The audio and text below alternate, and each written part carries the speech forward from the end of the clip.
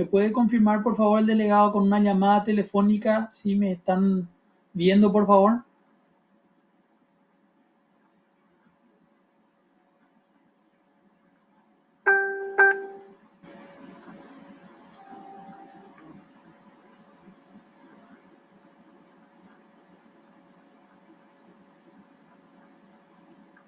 Delegado, si me puede llamar, por favor.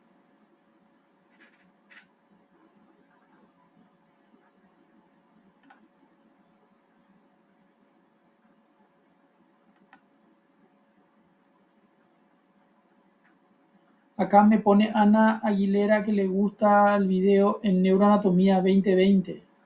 Veo que Liz Garcete, supongo que eso debe ser porque ya estoy conectado, ¿verdad?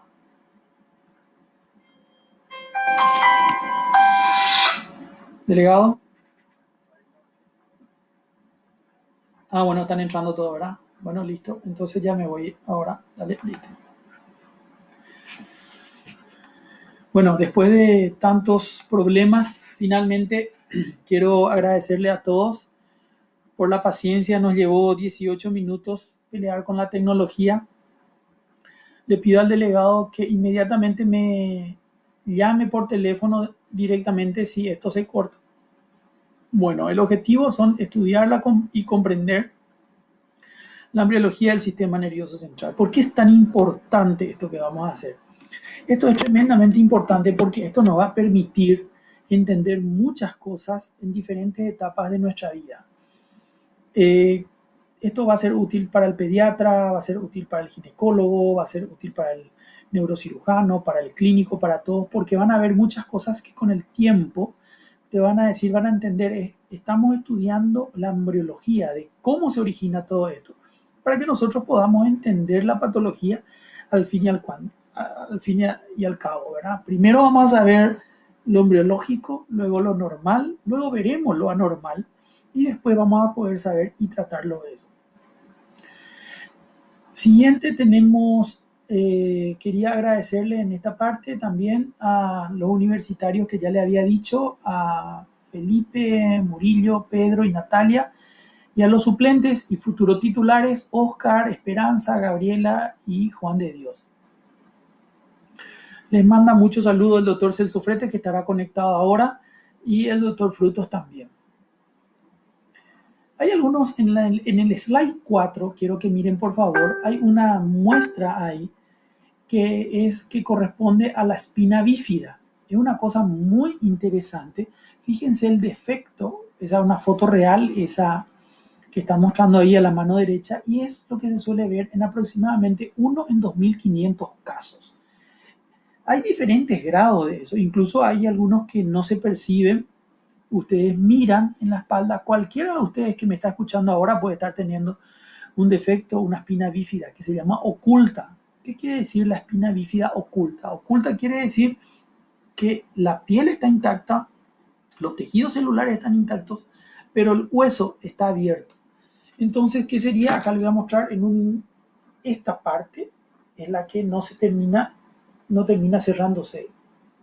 Esta parte, este huesito, la apófisis espinosa. Entonces, al no cerrarse eso, cualquiera de ustedes puede estar teniéndolo. Esto que ustedes ven acá es la espina bífida abierta y es el peor de los grados de un defecto congénito. Y ustedes saben que ese defecto congénito, muchas personas ni siquiera se enteran de que tienen cuando se embarazan, hasta muy avanzada en la gestación, aproximadamente las 16, 18, 20 semanas, cuando recién una ecografía se hace evidente. ¿Por qué? Porque ese defecto empieza alrededor de la tercera semana de vida intrauterina. Fíjense que una mujer tiene su ciclo menstrual entre la ovulación y el sangrado o la menstruación transcurren aproximadamente 15 días, 15, 16, 17 días. Y ese defecto que ustedes están viendo ahí ya ocurre alrededor de las 3 semanas. Es decir, que prácticamente un retraso de una semana, cuando muchas de ustedes llegan a tener, ya pueden estar teniendo y desarrollando el defecto congénito de ese niño. Es de las peores, de los peores defectos. Esto hoy en día gracias a la tecnología y tuve la oportunidad de realizarlo el año pasado, ya pudimos solucionarlo dentro del útero materno. Es decir, se hace una cirugía en la cual se expone el feto, probablemente eso voy a mostrarles después en otra clase, se expone la espaldita del feto, se repara eso y luego se vuelve a reintroducir y completa el tiempo de gestación. Sería un cierre del mielomeningocele intrauterino, ¿verdad? Una reparación de la espina bífida. El slide número 5 muestra otro defecto bastante feo, que es el defecto de falta de formación de toda la masa encefálica. En ese caso, ustedes pueden ver en la mano derecha en la foto, eso es incompatible prácticamente con la vida. Y ahí no se formó gran parte del cerebro, el telencéfalo, tampoco hay piel, entonces está totalmente expuesta, ¿verdad?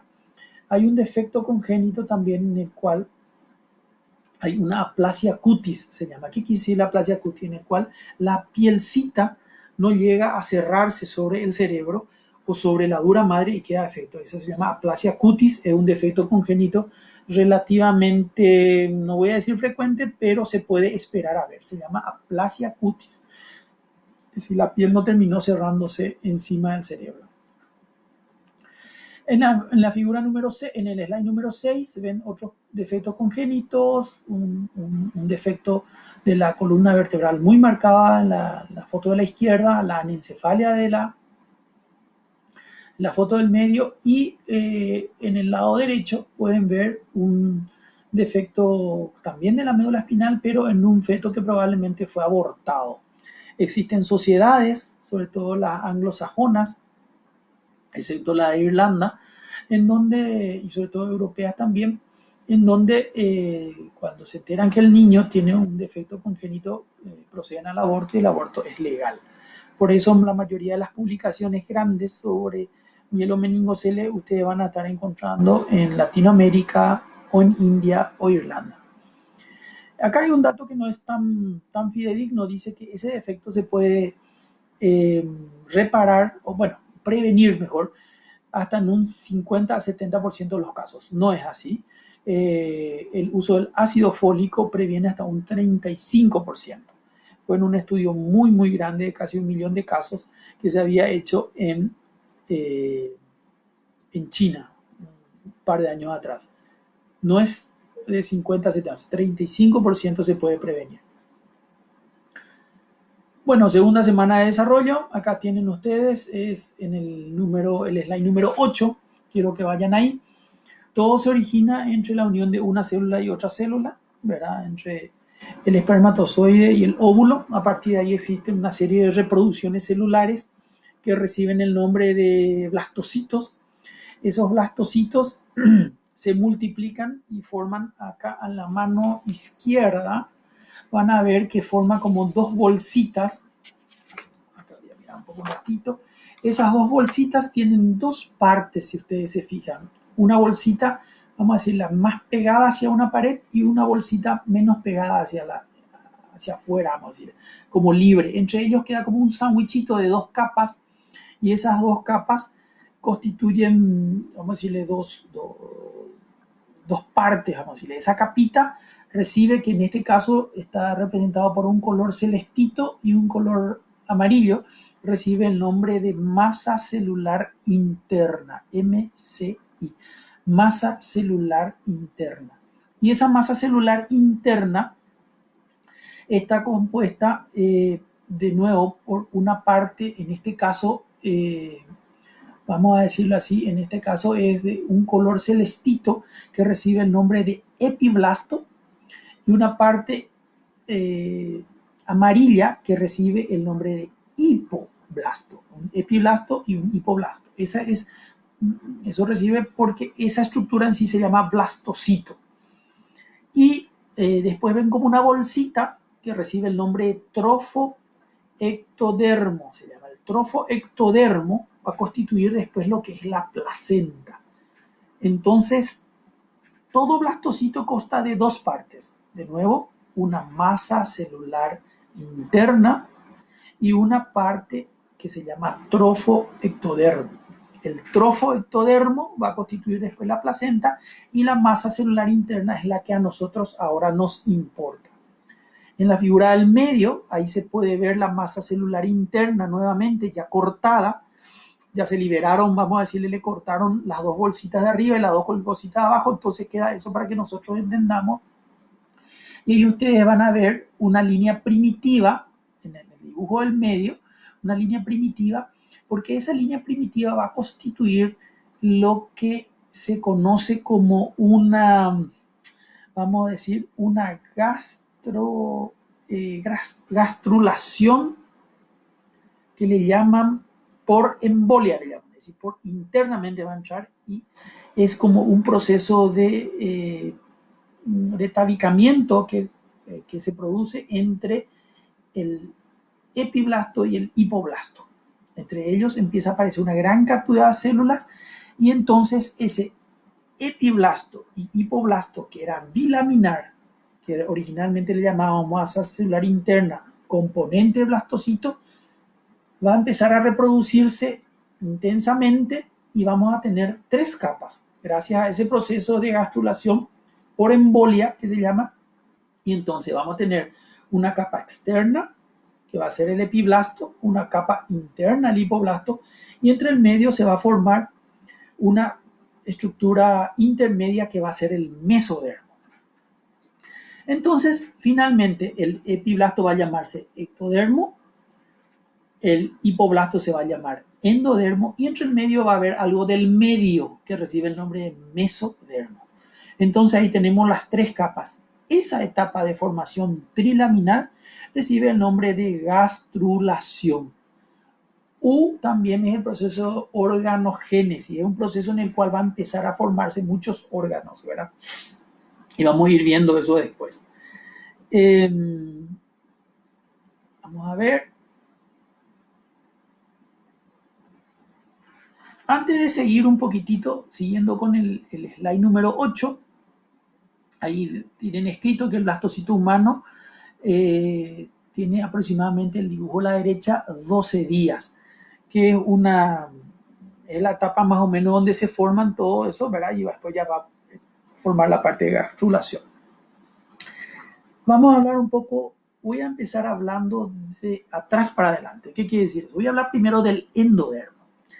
El endodermo es la estructura que va a quedar por dentro y va... la parte del endodermo es la parte que, en este caso, un ratito, la parte del endodermo es la parte que en este caso es muy importante porque va a dar origen al aparato digestivo y al aparato respiratorio. Va a ser el endodermo que le llaman embrionario. Hay un endodermo extraembrionario que va a dar origen al saco vitelino. Eso es el endodermo. Fíjense, el endodermo da origen al aparato digestivo y al aparato respiratorio. El mesodermo va a formar 2 estructuras importantes. Una parte central que vamos a ver enseguida, que después voy a volver a repetirle, que va a ser la notocorda. Es como una regla del medio que vamos a tener que a partir de ahí se va a originar todo. De esa notocorda para afuera va a haber algo que se llama el mesodermo paraaxial. Ese mesodermo paraaxial va a dar origen a los músculos paravertebrales. Estos músculos que se van a ubicar acá para los costados. Eso recibe el nombre de mesodermo. Es lo que solemos tener acá en la parte de atrás y que te suele decir en el gimnasio cuando haces la parte de atrás y vas tirando para arriba, haces este juego con tu espaldita, entonces te dicen para fortalecer los posteriores, los músculos posteriores. Dice, realmente lo que vos estás fortaleciendo ahí son los músculos paravertebrales. Y eso se origina del mesodermo paraaxial. Después hay un mesodermo intermedio que se llama nefrotomo, de donde va a dar origen a los riñones. Y por fuera totalmente vamos a tener el mesodermo lateral que va a dar origen al sistema cardiovascular. Es decir, que el sistema cardiovascular, los riñones y los músculos son básicamente dependencias del mesodermo. tengan en cuenta la palabra notocorda, porque la notocorda es la que va a tener mucha importancia en todo esto. Es la palabra clave. Se identifica claramente a los 18 días de vida embrionaria. Y ahora vamos a hablar de la estrella de la noche, que es el ectodermo. El ectodermo tiene dos partes. Y fue lo que en la edad que yo estuve, en el momento en el cual ustedes están ahora, fue el momento más importante de mi vida, porque fue el momento en el cual yo encontré que que del mismo lugar donde salía el pelo, la piel, que me parecía un tejido muy habitual y poco importante, salía de ese mismo origen, salía la estructura más diferenciada, más importante que tenemos en nuestro organismo, que es el sistema nervioso central. Bueno, de hecho el ectodermo tiene dos partes, una parte superficial que va a dar origen a la piel, como le dije, a los anexos de la piel, a la glándula mamaria, a la glándula sudorípara, al esmalte del diente inclusive, y una parte profunda que es el ectodermo profundo, que va a dar origen al sistema nervioso central y al sistema nervioso periférico, a ambos sistemas, al sistema nervioso en general. Voy a explicarle enseguida cómo se diferencia uno de otro. Y también va a dar lugar a los amniocitos. ¿Qué van a hacer los amniocitos? Lo que van a dar lugar después al contenido, a la bolsa y al líquido amniótico. Así que es muy importante que recuerden esas tres membranas, la membrana ectodérmica, la mesodérmica y la endodérmica, que son la trilaminar y la etapa de gastrulación. Porque a partir de ahí va a haber la organogénesis. Organogénesis quiere decir que se van a empezar a formar todos los órganos que recién les acabo de citar. Ahí están, ven ahí ese proceso del cual estuve hablando. Nuevamente, el dibujo de la izquierda muestra un nódulo primitivo, como dice ahí bien claramente, el organizador a partir del cual se va a formar la notocorda, que va a dar la orden para que el dibujo de la derecha, miren ahora, para que esas células que forman parte del epiblasto empiecen a formar nuevas células que van a dar origen al mesodermo, y finalmente el hipoblasto, que se va a convertir en el endodermo. En la figura de la derecha pueden ver el fenómeno de gastrulación por embolia, que le llaman, porque parece como un émbolo que entra, entonces ahí empieza a formarse. Ahí, como ustedes se dan cuenta, eso está ocurriendo más o menos alrededor de los días 15, y la notocorda se hace evidente al día 18. Vamos a pasar ahora al dibujo número 10. Ese dibujo número 9 que vieron, ese es un dibujo. El número 10 constituye una microfotografía. Y fíjense que todo ese dibujo esquemático que vimos está representado en esa microfotografía, que se habrá quitado probablemente alrededor de los 12 a 14 días de vida embrionaria. Bueno, finalmente pasamos a esta estructura que van a ir viendo acá. Este proceso que ya deja de ser un proceso de gastrulación y pasa a ser un proceso de neurulación. Neurulación porque ya tiene que ver con la formación del sistema nervioso central. Neurulación que ocurre a partir de la tercera o cuarta semana de vida embrionaria. Fíjense, en el dibujo A tienen la notocorda abajo, que es la que va marcando el ritmo como un marcapaso, y luego el pliegue neural, que son si ustedes se vuelven a fijar, ese pliegue neural son esas células epiteliales que se han diferenciado. Olvídense ya del endodermo y el mesodermo, después voy a explicarle, pero acuérdense, la notocorda que está ahí abajito de ese pliegue neural constituye una estructura mesodérmica. Ese pliegue neural, que tiene como una especie de V corta, si fuera una V corta, a ambos lados tiene como unos puntitos, y esos puntitos constituyen la estructura del mesodermo paraaxial, que va a dar origen posteriormente va a dar origen a los somitas, y esos somitas a su vez después van a ser los músculos paravertebrales. Ese pliegue neural que ocurre ahí, fíjense que va cerrándose en el grupo B, en la foto B, perdón, se va cerrando, se convierte de B corta, se convierte en U, y en C, en el grupo C, en la letra C, en el dibujo número C, se convierte en O. Entonces, B corta, U, O. Entonces, lo que fue haciendo fue, si ustedes se fijan, voy a tratar de mostrarle acá, ahí se fue cerrando y se fue formando de esta manera. Más o menos, voy a mostrarle, esto es el pliegue neural. Ahí, esto es el pliegue neural, se va cerrando paulatinamente y forman lo que es el tubo neural, queda de esta manera. ¿Están viendo? Entonces, y esa puntita que tienen arriba también es un tejido nervioso, también es un ectodermo, también es una célula diferenciada importante que va a constituir la cresta neural. Esa cresta neural va a dar origen posteriormente a estructuras como los ganglios dorsales. A partir de ahí, de esos ganglios dorsales que ven en el dibujo D, constituirán el sistema nervioso periférico. También esa raíz dorsal, esa cresta neural y después esa raíz del ganglio dorsal va a migrar a una glándula que se llama la glándula suprarrenal, que tiene un componente nervioso y un componente endocrino. Y ese componente nervioso está constituido por elementos de la cresta neural. Pregunta de examen. Entonces, y justamente dice ahí, después de la migración de estas células, contribuyen a la formación de un grupo heterogéneo de estructuras, los ganglios de la raíz dorsal, los ganglios de la cadena simpática, me estaba olvidando, y la médula suprarrenal, así también como otros tejidos. Entonces, eso es muy importante que ustedes sepan. Ese pliegue neural que formó el surco y después formó el tubo neural, eso va a constituir como un tubo, así bien dicho, bien descrito, y ese tubo, voy a mostrarle enseguida, tiene una porción, ese tubo tiene una porción cefálica y una porción caudal. Y vamos a ir avanzando en eso.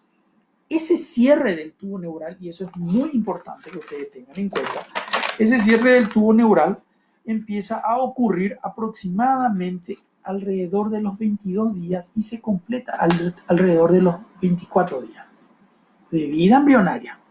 Entonces tengan en cuenta eso, que el ciclo menstrual de una mujer, suponiendo que sea regular de 28 días y ella haya ovulado a los días 14, entonces recién cuando ella tendría que haber tenido en el día 28 su sangrado, no lo tuvo, y una semana después, el día que serían 15 días que transcurrieron, una semana después, ya constituye 22 días. Es decir, que una semana de retraso y ya tiene el paciente, perdón, el bebé ya tiene el defecto del tubo neural.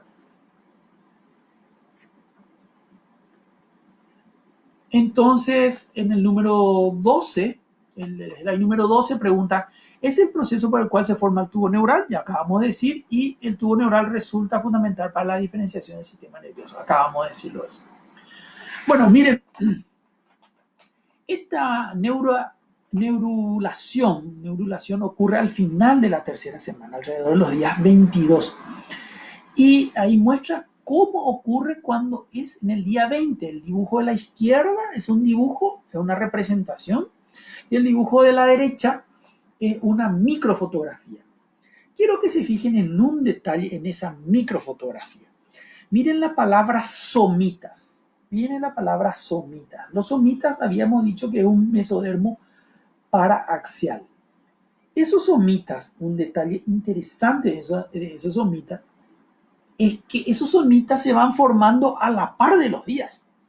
Cuando aparece el somita número 4, equivalente al día 22, cuando se llegan a identificar por una visión microscópica, se ve el cuarto somita, es el momento en el cual se cierra el tubo neural. Después aparecerán más somitas, pero cuando hay una coincidencia entre 22 días o 24, 4 somitas y ahí se cierra. Por eso le verán en algunos libros, dice, el cierre del tubo neural ocurre a los 4 somitas. Es decir, que la presencia o la identificación de las somitas constituye una unidad de medida de tiempo. Entonces, la vista dorsal Muestra ahí el dibujo C, la vista dorsal de un embrión de 20 días, que muestra los somitas, y la vista de un embrión humano. Bueno, así que la foto de la izquierda es una foto, la de la derecha, pero la de la izquierda es un dibujo, la de la derecha es una foto. Eh, la parte más de arriba, vamos a decir, la parte más que está para arriba, ese va a constituir, una vez que se cierre, lo que después iremos viendo el desarrollo de todo lo que va a constituir la parte anterior del sistema nervioso central. La parte que va a estar al lado de los somitas para abajo va a constituir la parte que va a estar dentro de esta estructura, que es la columna vertebral. Dentro de esta estructura va a estar la médula espinal, que es la prolongación caudal del sistema nervioso central. Acá está mostrando en el dibujo 14 justamente ese cierre del cual yo le digo que se cierra como si fuese una cremallera, como un cierre. Se cierra para arriba, se cierra para abajo. Y fíjense, en el dibujo de la derecha ya son 23 días y la presencia de muchos más somitas ya. ¿Está? Otro detalle que quiero que tengan en cuenta. Quiero que miren detalladamente la figura C, de la derecha sería, ¿verdad? Fíjense cómo en la porción cefálica se encuentra lo que va a constituir un neuroporo anterior y la parte de atrás un neuroporo posterior. Un neuroporo anterior quiere decir que queda como una boca abierta. Es decir, que como yo le dije así, el tubo neural tiene un neuroporo anterior y un neuroporo posterior. ¿Está? Eso posteriormente se cerrará y va a recibir el nombre hacia adelante, el nombre de lámina terminalis, y en la parte de atrás o caudal se va a llamar filum terminalis. Fíjense que en ambos tenemos el mismo apellido, terminalis, en uno la lámina terminalis anterior y el filum terminalis posterior. Ese cierre del neuroporo anterior va a originar que se formen esas tres vesículas que están viendo ahí, bien primitivas: el prosencéfalo, el mesencéfalo y el rombencéfalo, que son las tres estructuras que vamos a hacer, que vamos a ir viendo después. En el dibujo número 15, ahí se hace un poquito más evidente, y fíjense en el día 25, dice, fíjense cómo todavía tenemos abierto la boca anterior o neuroporo anterior y la boca posterior o neuroporo posterior, que ya no se ve y se cierran en el día 28. En el día 28, en la parte de arriba, ese neuroporo anterior va a estar cubierto por lo que dijimos, láminas terminales, y en la parte posterior por el filum terminalis. Y ahí pueden ver algunas de las formaciones en forma primitiva de lo que va a ser el prosencéfalo, el mesencéfalo y el rombencéfalo. También van a ver lo que se llaman los arcos faringios, que después voy a ir explicándoles: la protuberancia cardíaca, que ya sabemos que es una estructura mesodérmica lateral, el cordón umbilical y el conducto vitelino, ¿verdad? Pero quiero que se fijen también en lo que constituye la espaldita de ese embrión, cómo se van formando todos los somitas. Bueno, también pueden ver lo que va a ser la placoda del cristalino, lo que va a ser el ojo, que después voy a explicándole de dónde aparece. Fíjense la diferencia entre los días 25 y 28. Bueno, vamos ya un poquito más a lo nuestro. El sistema nervioso central, vamos a tener las vesículas primitivas y las vesículas, vamos a decirlo así, secundarias, las primarias y las secundarias. Las primarias: prosencéfalo, mesencéfalo, rombencéfalo. De ese prosencéfalo, ustedes van a tener dos estructuras que se van a formar, que son el telencéfalo. Tele quiere decir lejos, y teleencéfalo, por eso hay televisión, telescopio. Esta es una teleclase, porque es a distancia. Y el diencéfalo. Diencéfalo quiere decir entre los cerebros, es decir, estructuras que se van a formar entre el encéfalo. Luego van a tener una estructura que se llama mesencéfalo, que va a dar origen esa es la única estructura que va a mantener el mismo nombre hasta su etapa adulta, que se llama el mesencéfalo originalmente y mantiene hasta en su edad adulta. Luego tenemos el romencéfalo, que se diferencia en dos partes. Metencéfalo, que va a dar origen al puente, y del puente se va a originar el cerebelo en la semana 12, y luego tienen el mielencéfalo, y el mielencéfalo que va a ser el bulbo. Yo voy a mostrarle acá una maqueta, vamos a tratar de mostrarle un poquito esta maqueta, a ver si pueden ver.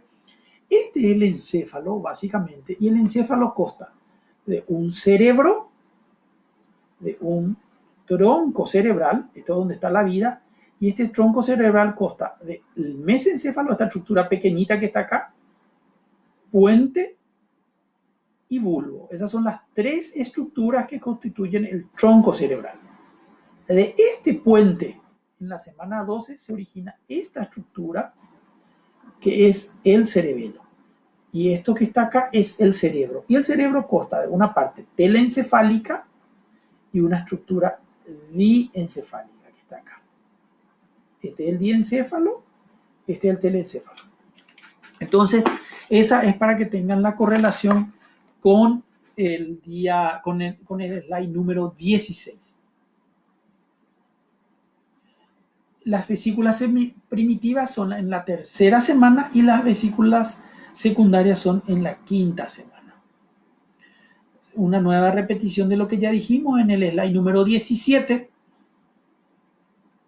En el slide número 18 vuelve a repetir eso. Y este slide número 19, a ver un poco qué habrá querido poner. Bueno, un poquito más de lo mismo, quiero que se fijen. Todo lo que va a originar el telencéfalo, lo que habíamos dicho, los hemisferios cerebrales. Incluso una parte del hemisferio cerebral que acabé de mostrarles, que se llama hipotálamo, viene de esa estructura telencefálica. El diencéfalo va a dar el tálamo, la hipófisis. Acá puso diencéfalo, pero hipotálamo, pero también en otros libros que él dice que del telencéfalo. Pero bueno, eso no importa. Y la vesícula óptica que va a constituir el nervio óptico, que es la única estructura de todo el organismo que uno puede ver a simple vista con un instrumento que se llama fondoscopio, es en el fondo del ojo va a haber una mácula, un nervio que constituye la papila, y ese es el nervio óptico que se originó del diencéfalo, que es una vesícula óptica. El diencéfalo es el segundo par craneal, entonces es importante que recuerden eso que ya estamos aprendiendo en esta primera clase. Luego vemos el mesencéfalo que acabamos de hablarle. Ese mesencéfalo va a dar origen a vamos a decirle, a una estructura principal ahí que vamos a ir teniendo, que podamos ir viendo el tercer y el cuarto par craneal. Después vamos a tener el rombencéfalo que recién les dije, y del rombencéfalo va a originarse el cerebelo. Y luego tenemos la parte más distal, que va a tener también una estructura que se llama mielencéfalo. Quiero decir un detalle.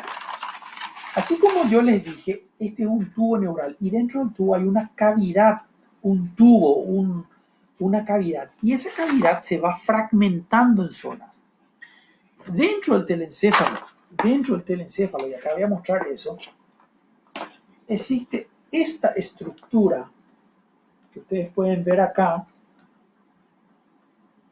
No sé si les queda clarito. Ahí está. Que está en celeste. Esos son los ventrículos cerebrales. Esos son el número de 2 y se originaron de esa cavidad telencefálica. La cavidad telencefálica dio origen a los ventrículos laterales. Luego, la cavidad diencefálica dio origen a este, que es el tercer ventrículo, y finalmente el mielencéfalo y el metencéfalo dio origen a esta cavidad, que es el cuarto ventrículo. Todos estos sistemas, estas cavidades, están comunicadas unas con otras, y dentro está circulando el líquido cefalorraquídeo que después vamos a ver. Vamos a ver. Ahí en resumen de lo que yo les dije en el slide número 20. Ya en forma esquemática. Y en el número 21 ahora se confirma todo lo que ya les había comentado. Los ventrículos laterales se comunican con el tercer ventrículo a través del foramen de Monro y el tercer ventrículo a su vez con el cuarto ventrículo por el acueducto, por el acueducto de Silvio, ¿verdad? Entonces, vamos a ver un poquito. Ese líquido va circulando constantemente, se va formando y se va reabsorbiendo, vamos a dar eso en otra clase. Y no solamente van por dentro de esas cavidades, sino una vez que ahí están, del cuarto ventrículo salen y bañan la superficie externa también. Y van incluso hasta la médula espinal. Por eso es que muchas veces se hace la punción de la médula espinal para saber si ese líquido está infectado y para saber si uno tiene o no tiene una meningitis. Es decir, que este líquido cefalorraquídeo en principio es estéril y tiene que estar distribuido siempre en todo el sistema nervioso central. Bueno, más o menos lo que ya le había explicado recién con la maqueta, lo rojo del encéfalo, lo verde diencéfalo, lo marrón mesencéfalo, la protuberancia o puente es en un marrón claro, azul el bulbo y sería un color rojizo no sé, tierra, voy a decirle, no sé, medio marrón tierra, el cerebelo. O no sé si es púrpura, parece acá es marrón. Bueno, eso es lo que le estaba hablando de lo que constituye el encéfalo, que recién le di la explicación correspondiente. Esto en un esquema nada más de lo mismo ya descrito, un poquito más de lo mismo. ¿En qué consiste el hemisferio cerebeloso? El hemisferio cerebeloso realmente no es tal como están viendo. Voy a saltar al número 25 y es así. Es como, fíjense, el dibujo a los 4 meses, a los 6 meses, a los 7 meses, el famoso 7 mesí que se le dice en la campaña, a los 8 meses de vida intrauterina y a los 9 meses. Por eso, el mejor lugar donde tiene que estar un bebé es la panza. Todo lo que vos hagas antes es quitarle de la fábrica. Entonces, ese cerebro, esa circunvolución que tiene el cerebro, es para ir, como se va reproduciendo la célula de la corteza cerebral, entonces va buscando un lugar donde acomodarse y es como si fuera que se arruga. Es lo que yo suelo decir que suele pasar. A ver un poco si puedo hacer acá esto. Es lo que suelo hacer cuando yo voy a buscar esto. Este es mi papel. Fíjense, de modo que yo este papel lo meta en un lugar, lo arrugo. Esto es el cerebro. El cerebro se arruga, la superficie se arruga y entonces ahí desarrolla eso que ven ahí. En el número 24, que es la corteza cerebral o que es esto que ven acá. Esta superficie, esa corteza cerebral. Esa corteza cerebral, esa es la parte que a nosotros nos hace diferente al ser humano. Y es como una sala de máquinas de una fábrica con una función para cada zona. En una sala de máquinas de una fábrica uno va y cierra, vamos a decir, una parte de ella, usted baja la palanca y deja de salir el aire acondicionado. Cierra otra palanca, la rampa transportadora, la trituradora. Asimismo, nuestro cerebro tiene funciones para ver, para mover los brazos, para sentir, para llorar, para pensar, para escribir, para la música. Entonces, cada zona del cerebro tiene una función. Hay áreas más elocuentes y hay otras menos elocuentes, lo que no quiere decir que no sean importantes. Saltemos la 24, saltemos la 25 que ya expliqué. La 26 es la zona de los, vamos a decirle de alguna manera, la número 26, perdón, se ve que ahí pusieron que se forman las 12 semanas del cerebro. Bueno, realmente no es que se forma todo el cerebro, se va formando el cerebro, ¿verdad? Y la primera parte, pero el cerebelo, a las 12 semanas se forma el cerebelo, no el cerebro. El cerebelo, que es la estructura que se encuentra, a ver, que se encuentra aquí, un ratito, ahí está. Esto que está acá, el cerebelo. Detrás, a ver, detrás del tronco, debajo del cerebro. Eso se llama cerebelo, que tiene funciones principalmente en la coordinación, hay otras más, Y ese cerebelo empieza a las 12 semanas de vida intrauterina. Famosa pregunta de examen en cualquier parte del mundo. Y ese cerebelo, así como las otras partes, también tienen una parte que se llama arquicerebelo, paleocerebelo y neocerebelo, que son las apariciones filogenéticas de cada una de ellas que vamos a dar en otras clases, ¿verdad? Y en la primera parte, en la parte más primitiva, como escribieron acá, que se llama el sistema flóculo nodular, ese es el arquicerebelo. Arqui quiere decir lo más antiguo de antiguo filogenéticamente. El número 27 son los pares craneales, que son número de 12, de los cuales los dos primeros no se encuentran ni se originan en el tronco. Los 10 siguientes sí se originan en el tronco cerebral, que ya habíamos visto. Eso no voy a tratar nomás de insistir tanto, porque es en otra clase, pero sirve para entender más o menos. Se encuentran formándose de aquí a aquí, en este pequeño lugar, de aquí a aquí, en el tronco cerebral. Mientras que el par primero, que es el olfatorio, y el par segundo, que es el óptico, que ya vimos recién, se originan no del tronco, se originan del cerebro. De hecho, el segundo par o óptico se origina del diencéfalo. Vamos a saltar eso para no quedarnos tanto tiempo. Creo que ahí, justamente ahí está. Fíjense, le hace un esquema en la parte de abajo de ese mismo slide. Interesantísimo, estoy viendo ahora que le pusieron eso, para demostrar que del telencéfalo se origina el olfatorio, del diencéfalo el óptico, del mesencéfalo el tercero, el cuarto, y ahí va citando todo. Eso pueden hacerlo y pueden leerlo para que la clase sea más corta. Acá está el nervio óptico, que se origina el diencéfalo. Ese nervio óptico es súper interesante. Ese mismo nervio óptico, que es como una prolongación, como una prolongación, luego queda como una cavidad, y de esa cavidad, dentro de esa cavidad, incluso se forma el ojo.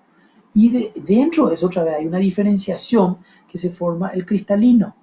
Entonces todo eso, después vamos a ver eso en otra clase, se origina del nervio óptico. Así que eso es muy importante, porque hay niños que nacen con un ojo solamente central. Entonces, la primera tarea que le voy a dar es, me van a decir cómo se llama científicamente, y me van a alzar en el Facebook cuando uno nace con un ojo solamente. ¿Ah? Generalmente es incompatible con la vida. También suelen aparecer otros defectos, como defecto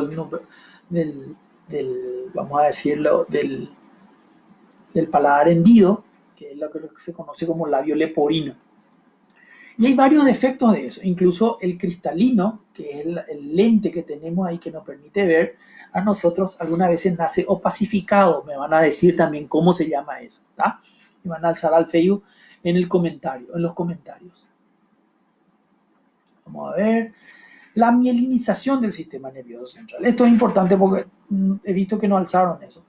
Nosotros tenemos células que van a constituir células nerviosas dentro del sistema nervioso central, que se van a diferenciar, y otras que van a constituir las células de sostén. Entre las células de sostén tenemos al oligodendrocito, al astrocito, mientras que en las células que van a ser nerviosas van a ser lo que van a constituir después la corteza cerebral, y van a distribuirse en los ganglios basales que están dentro del cerebro. Eso van a constituir la sustancia gris del cerebro. Es decir, la sustancia gris son células nerviosas, mientras la de sostén son células de apoyo, como en este caso. Esta es la de apoyo que ustedes pueden ver en el dibujo, que es el oligodendrocito, que va a dar la mielinización. ¿Qué quiere decir la mielinización? El axón de la neurona que ustedes ven ahí se tiene que forrar de mielina, y ese forro de mielina ocurre por una célula que se llama el oligodendrocito. Empieza en el cuarto mes de vida a nivel de la médula espinal, porque constituye parte del sistema nervioso central, y en el sexto mes en la parte del encéfalo. Eso no termina al nacimiento, y eso es muy importante, pero muy importante, y van a aprenderlo ahora por qué. Va siguiendo eso hasta aproximadamente los 3 años de vida, en forma muy vertiginosa, muy rápida. Por esa razón, en los niños que tienen tumores cerebrales, no se practica la irradiación o la radioterapia, porque la radioterapia frena la minimización del sistema nervioso central. Por eso tampoco los niños menores de 5 años no hay que hacerlo rutinariamente ni con mucha frecuencia y tratar de evitar el uso de la tomografía axial computarizada, que alguno de ustedes ya se habrá hecho alguna vez, la famosa TAC o tomografía axial computarizada, porque es mucha irradiación sobre una estructura que todavía está en formación, que es la minimización del sistema nervioso central. Eso mismo, ¿se acuerdan que nosotros hablamos de central y periférico? Todo lo que es el encéfalo que ya estudiamos y todo lo que es la médula espinal, todo aquel que se encuentre dentro del cráneo o dentro de la columna vertebral es sistema nervioso central. Todo lo que está por fuera de eso es sistema nervioso periférico. Es decir, cuando yo me golpeo el codo, me descarga se estimuló un nervio, que es el nervio cubital. Quien no ha tenido esa experiencia, y eso es el sistema nervioso periférico. Entonces, la mielinización del sistema nervioso periférico es un poco diferente, es decir, que esa estructura blanca que lo rodea al nervio en el sistema nervioso periférico está producido por unas células que reciben el nombre de células de Schwann, que justamente también se originan de aquí embriológicamente de la cresta neural que habíamos visto ya con anterioridad. Así que las células de Schwann se originan de la cresta neural. Y empieza a partir del cuarto mes de vida intrauterina y tampoco termina al nacimiento. Y puede continuar incluso hasta la adolescencia. Por eso muchas veces los niños que nacen con una lesión del plexo incluso pueden llegar a recuperarse con el tiempo.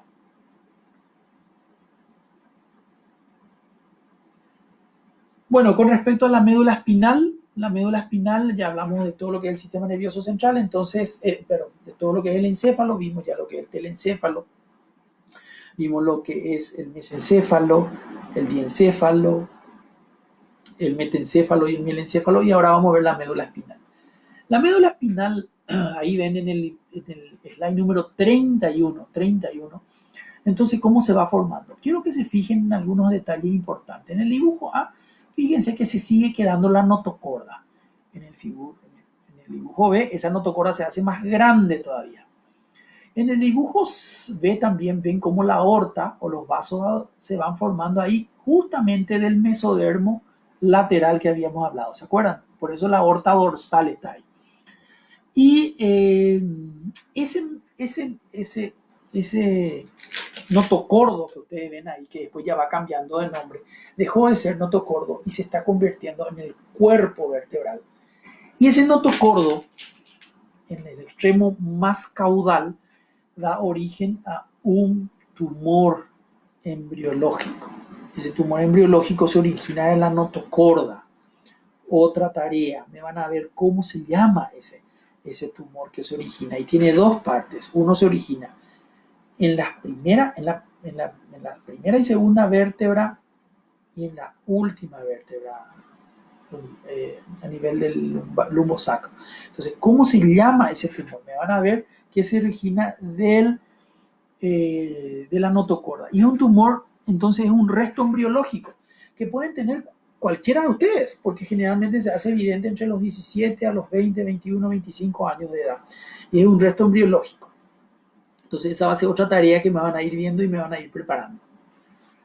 Bueno, vamos al siguiente slide, el número 32. Bueno, ahí ocurre una cosa interesante. De nuevo vamos a ir viendo, y eso es importante, ese tubo neural lateralmente va formando esas células nerviosas, y esas células nerviosas, a diferencia del encéfalo, que se ubican en la superficie, en la corteza y en núcleos en el medio y por ello separados por sustancia blanca, en la médula espinal, alrededor del canal se forman y por fuera queda la sustancia blanca. Es decir, la sustancia gris, en este caso, rodea el acueducto, que en este caso recibe el nombre del conducto del epéndimo. Por fuera, esta sustancia blanca. Lo de dentro, que tiene una forma en la etapa adulta como una ala de mariposa, es la sustancia gris y por fuera queda la sustancia blanca. La sustancia gris va a tener dos partes. Una parte anterior que siempre, siempre, siempre va a ser motora y una parte posterior que siempre, siempre, siempre va a ser sensitiva. ¿Está? Entonces se divide en dos partes, así como ven ahí el color de cerro. Para atrás lo posterior es azul, lo anterior es rojo, representado acá lógicamente. Lo anterior motor, lo posterior es sensitivo. Y voy a decir un detalle importante. Esa sustancia blanca que está por fuera, eso se divide en tres cordones. Un cordón posterior, un cordón lateral y un cordón anterior. Eso recibe el nombre de cordones. Para que eso se conviertan en astas o alas anteriores y posteriores y se conviertan en cordones, antes de eso, ellas eran placas alares y placas basales en la etapa embrionaria, que después se fueron convirtiendo en astas, pero originalmente eran placas. Eso es importante que sepan. Entonces, entre la A, la B, la C, la D y la E, van viendo la evolución de la médula espinal. Esto para representar nomás ya una médula adulta, y una médula espinal tiene una parte cervical, tiene una parte dorsal, tiene una parte lumbar y tiene una sacrocoxígea. Les quiero comentar un detalle. Fíjense que el crecimiento nervioso de la médula espinal, el crecimiento de la médula en sí, no es proporcional al crecimiento de la columna vertebral. La columna vertebral crece más rápido y más fuerte. Quiero que guarden ese detalle, porque enseguida voy a explicarle algo. Este es solamente para mostrarles la médula espinal, de nuevo las astas, la número 34, la imagen número 34, tenemos una porción, un asta dorsal, perdón, un asta posterior y un asta anterior, y tenemos un cordón lateral, un cordón anterior y un cordón posterior. Por el asta posterior están llegando los ramos sensitivos. Ese ramo sensitivo divide la médula espinal, perdón, el cordón blanco o la parte, los cordones posteriores de los laterales. Y el lateral se divide del anterior, el cordón blanco anterior, por el ramo anterior. Quiero que se fijen bien el número 34 y ahí van a entender lo que yo les decía. Las neuronas del asta anterior que están localizadas en el asta anterior emiten información. Las que están localizadas en el asta posterior reciben información. Y entonces ese ingreso y egreso de esos ramos divide ese cordón blanco en anterior, por dentro de la emergencia de las astas anteriores, en cordón lateral entre las astas laterales y anteriores, y en posterior por fuera de los ramos posteriores. Entonces esas tres regiones ustedes pueden identificar perfectamente. Ahí le muestra un corte de la médula espinal para que ustedes puedan ver, corte embriológico. Vamos al número 36. En ese número 36, en el line número 36, ustedes pueden ver perfectamente cómo la médula espinal va variando en posición de su extremo distal. ¿Por qué? Porque la parte de la columna va creciendo y la médula espinal va quedándose para arriba, la estructura nerviosa entonces va quedando y se va formando lo que se conoce como la cola de caballo. ¿Qué es la cola de caballo? Son los nervios que, debido a que va creciendo la columna, entonces va distendiendo los nervios y queda Ya no hay más médula espinal a ese nivel, sino hay estructura de los nervios que salieron de ahí. Los últimos nervios lumbares y sacros entonces forman la cola de caballo o cauda equina. Y hay un detalle interesante. A los 3 meses de vida intrauterina, toda la columna vertebral está ocupada por la médula espinal. A los 5 meses de vida intrauterina, a nivel del sacro 1, del hueso sacro número 1, termina la médula espinal. Cuando nacen, y ustedes pueden ver eso, termina entre la lumbar 2 y la lumbar 3. ¿Qué es lo que ocurrió? De haber ocupado toda la médula espinal, toda la columna vertebral, eso fueron subiendo paulatinamente para terminar al nacer en este lugar. Ustedes, su terminación es en este lugar, porque ya son adultos. Entonces, eso es interesantísimo. Eso es la posición de la médula espinal, como va variando dentro de la columna vertebral. Con respecto a la meninges, ella tiene un origen mesodérmico, ahí pueden ver, y tenemos 3. ¿Qué es la meninge? Son los forros que tenemos en el sistema nervioso central y tiene 3 partes. Una parte fuerte externa, que se llama paqui quiere decir grueso, que es paqui meninge. Luego tienen otro que es aracnoides y otro que es la parte aracnoides, porque tiene la forma de la tela de araña. Entonces le pusieron, los antiguos anatomistas vieron eso y dijeron parece una tela de araña, entonces le llamaron aracnoides. Y luego la pía madre, que es la parte más interna, que es la parte más, vamos a decirla así, fina también. Entonces esas son las 3 capas y son de origen mesodérmico. Slide número 37. Bueno, acá terminó la presentación. Le voy a dar otra tarea. Hay un detalle que no pusieron acá y ahora le voy a decir, a ver un poco. Vamos a ver. La neurulación tiene 2 partes. La neurulación tiene una parte primitiva o primaria y una secundaria. La primaria es toda la que ocurre desde el sacro número 2 para arriba, es decir, todo lo que es el encéfalo, todo lo que es parte de la médula espinal, y una parte distal que es sería como una neurulación secundaria. Cuando esa neurulación secundaria se produce un síndrome de regresión caudal, otro término, síndrome de regresión caudal. Van a buscarme qué es el síndrome de regresión caudal y me van a poner también en el Facebook.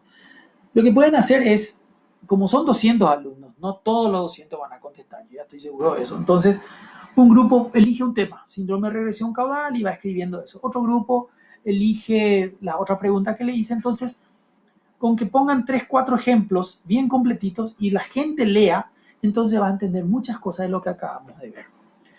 Yo ahora voy a cerrar mi participación acá y vamos a hacer preguntas en el... yo creo que es mejor hacer las preguntas en el WhatsApp. Entonces, esas preguntas yo les voy a contestar en forma oral, que me va a ser más fácil que hacerlo escrito, que me va a llevar mucho más tiempo, ¿está? Entonces, si la delegada o el delegado me introducen dentro del WhatsApp de ustedes, su grupo, haré la respuesta correspondiente a sus preguntas, ¿sí? Muchas gracias.